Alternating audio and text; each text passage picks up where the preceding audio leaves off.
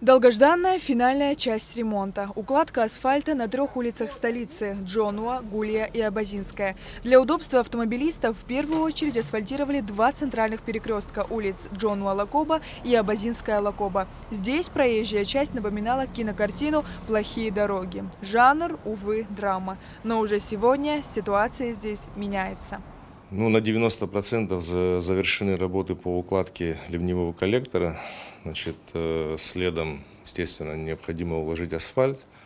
Но учитывая, что у нас в ходе производства работ самые сложные перекрестки, это были Лакоба и Абазинская, Лакоба и Джонуа. В результате производства работ были большие ямы. Мы неоднократно их засыпали, но это после кратковременных даже дождей этот грунт вымывался, и, соответственно, там было много пыли, много грязи.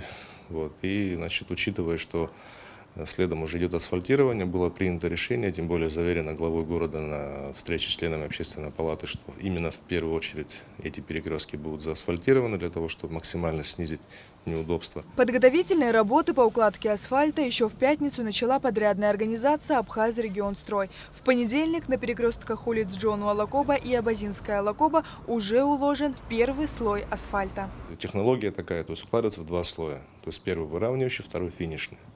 То есть сейчас, чтобы просто максимально дать людям возможность нормально проезжать, уложили первый слой, он и так уже замечательный и хороший. Но второй слой он уже будет доведен до идеала.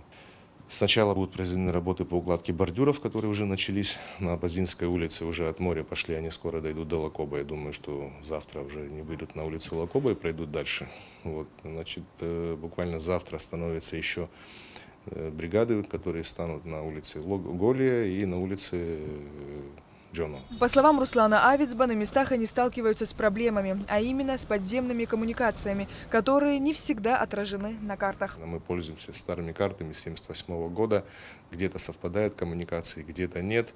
В послевоенное время люди самостоятельно делали врезки в коммуникации, и нигде это, естественно, не отражалось. Это все было очень хаотично, и поэтому сейчас, вскрывая, производя земляные работы, натыкаемся на те коммуникации, которые мы даже не знаем, что они там где-то залегают. Естественно, их обходим, где-то приходится переделывать, где-то приходится опускать, понижать. То есть такая ведется работа кропотливая. В принципе, осталось уже немного, по улице Гули, это район рынка, это самый сложный участок, потому что там, сами понимаете, загруженность этих торговых точек и сколько от каждой точки выведено коммуникаций, которые действительно они в слепом хаотичном порядке уложены, и поэтому вскрываем, смотрим по факту. А на улице Абазинская идет укладка бордюрных камней. Работы будут завершены через несколько дней. На протяжении всей улицы здесь также предусмотрено 4 парковочных места. Обустроить парковку на Абазинской было решено с учетом загруженности улицы. Все работы ведутся в рамках российской инвестпрограммы содействия социально-экономическому развитию Абхазии на 2020-2022 годы. Ранее в рамках программы были заменены коммуникационные сети, водопровод, канализация, ливневые коллекторы. Работы продолжаются. Их планируют завершить к концу года. Сария Кварацхеля, Михаил Братухин, Абхазское телевидение.